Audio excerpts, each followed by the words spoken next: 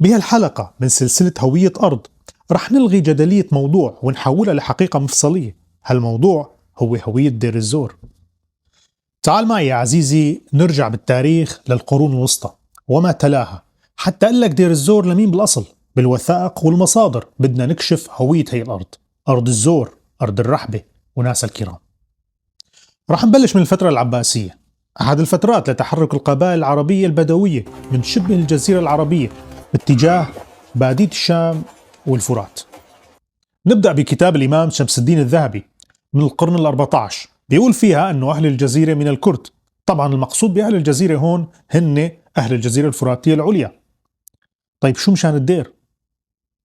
وكمان من نفس عهد الذهبي يعني من القرن ال14 في كتاب اسمه عقد الجمان في تاريخ أهل الزمان لبدر الدين العيني، بيذكر فيها كيف حاصر التتار قلعة الرحبة الميادين، وكيف دافع الأمير الكردي بدر الدين الأسكشي عنها متقدما فرسانا كرد. وقتها كان قائد الحملة التتارية خربان أورجو.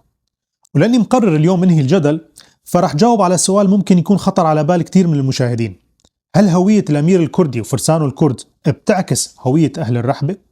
رح جاوبكم من خلال تغني القاضي ابن فضل الله العمري بكرد الرحبة بكتابه التعريف بالمصطلح الشريف، حيث قال: الأكراد هم أهل تنعم ورفاهية ونعمة ظاهرة وبزة فاخرة وأدر مزخرفة ورياض مفوقة وخيول مسومة وجوارح معلمة وخدم وغلمان وجوار حسان ومعازف وقيان وصماط ممدود وخوان وأهل عشرة وإخوان. موقع بلادهم من أطراف بلادنا قريب، والمدعو منهم من الرحبة وما جاورها يكاد يجيب، وملوكنا تشكر لهم إخلاص نصيحة وصفاء سريرة صحيحة. طبعا مدينة الرحبة هي مدينة الميادين الحالية الواقعة على طرف الفرات الأيمن بالقرب من مركز مدينة دير الزور، وهي بتكون تابعة لمحافظة دير الزور كمان. ضمن هيك بنكون قطعنا الشك باليقين واثبتنا هوية هاي المنطقة.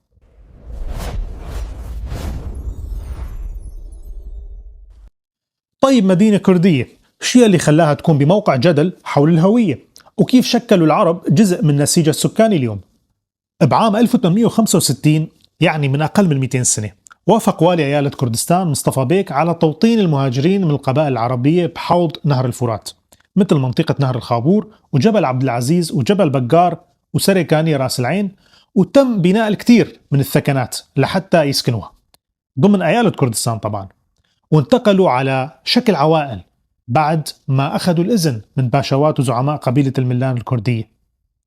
وبعام 1868 تم توطين عدد كبير من أفراد قبيلتي الجبور والعقيدات في سنجق الزور والخابور. وسياسة التوطين هديك كانت تهدف للاستفادة من الثروة الحيوانية اللي امتلكتها هاي القبائل العربية المرتحلة ببادية الشام. وإذا بدنا نحكي عن مساحة الزور إداريا ورسميا بهذيك الفترة، فهي بمساحتها الواسعة كانت تابعة لأيالة كردستان، مثل ما واضح بخرائط من كتير مراحل زمنية قبل وبعد هاي الفترة. وهي المعلومات كانت جدا بديهية وعادية وكان بيتم تدريسها للطلبة. يعني مثلا عندكم بكتاب الجغرافيا العسكرية العثمانية للضابط والمؤرخ العثماني أحمد جمال قال إنه سنجق الزور كان جزء من أراضي كردستان، وهذا الكتاب من سنة 1894، وإجا فيه ما يلي حسب النص بالتفصيل، وهو كما يلي مثل ما نقلها الأخ العزيز كردي ماردنلي من العثماني للعربي، وكتب: يقع سنجق الزور المستقل في داخل كردستان وعلى حوض الفرات، يحده من شمالها ولاية ديار بكر وشرقها الموصل، وجنوبا بلاد العرب وسوريا، وغربا ولاية حلب، ومركز لواء الدير هو العشارة ورأس العين وأبو السياط، أقضية تتبع مركز لواء الدير. وفينا نعرف هاي التفاصيل من خلال السالنامات العثمانية اللي كان بيتم إصدارها سنويا، وتحدد كل لواء لأي ولاية تابع وشو هي المناطق بعشائرها وضياعها اللي بتتبع له. بهاي الوثيقة مثلا يلي هي من سنة 1872 بتوضح القبائل اللي تم توطينها حديثا بالدير مثل الشمر والصباح والجبور والشرابين، وكيف بلشوا يطالبوا الحكومة العثمانية بخدمات معينة. وبهاي الوثيقة يلي هي من عام 1874 بتحكي كيف تم إعفاء قبائل الحديدية والموالي والبوخميس وغيرها من القبائل اللي تم توطينها حديثا بمنطقة مسكنة التابعة لسنجق الزور من دفع العشر لمدة 3 سنوات. هاي وثائق روتينية للدولة العثمانية، بس أحيانا فينا نستخلص منها معلومات مهمة، وهي حداثة وجود هاي العشائر بهاي المنطقة كمستوطنين جدد.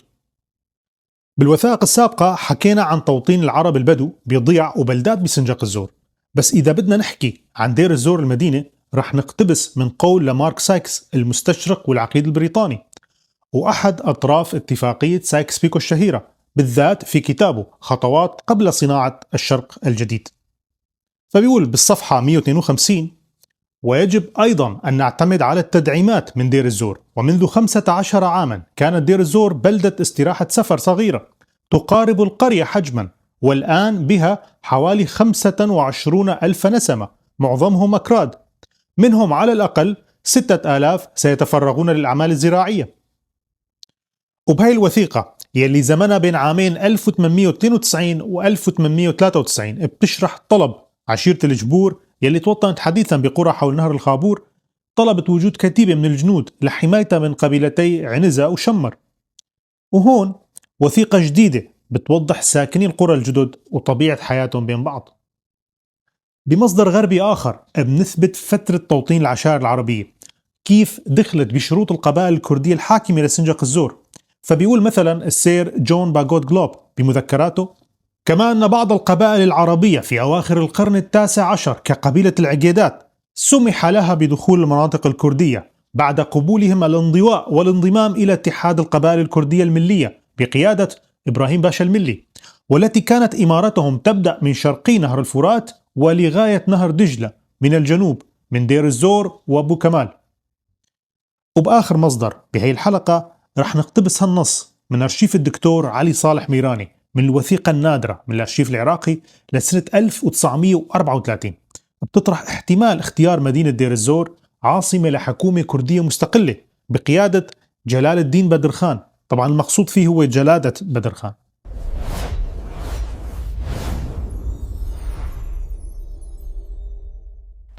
نحط كل ما سبق على جنب ونسأل حالنا سؤال: اسم الزور من وين اجا؟ اسم الزور هو لقب للأمير الكردي تمر باش الملي، أمير قبيلة الملان الكردية اللي كانت بتحكم مساحة واسعة من غرب كردستان، وتم تلقيب الأمير بزور تمر نتيجة لقوته وقسوته بالحكم. من كل ما سبق وضحنا هوية أرض دير الزور التي لم ولن تتغير مهما تعاقبت عليها ثقافات دخيلة، وعلى اختلاف القاطنين والمستوطنين والمهاجرين الجدد ثبتت تلك المدينة الأبية بهويتها الكردية في وجه اللغو والروايات المدلجة.